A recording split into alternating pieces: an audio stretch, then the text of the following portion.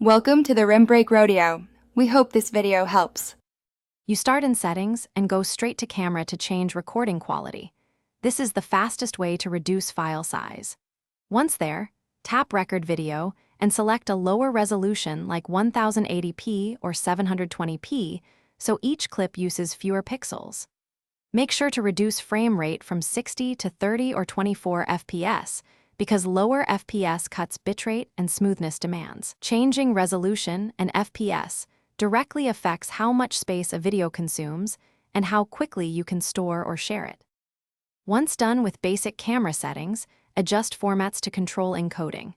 You can switch formats to most compatible if you need wider playback support, but keeping HEVC will usually give smaller files at similar quality. Next, consider using an app that lets you set a target bitrate or export resolution.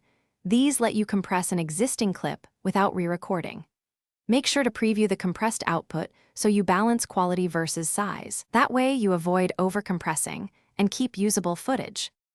Finally, export the video using the Files app, a compressor app, or Mail, which auto-compresses smaller attachments. You should test playback on the receiving device to confirm acceptable quality. If it looks too soft, increase resolution or bitrate slightly and re-export.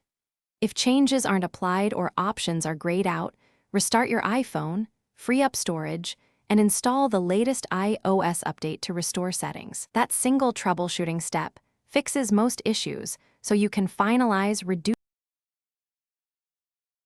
Thanks for watching. Consider subscribing if we helped you.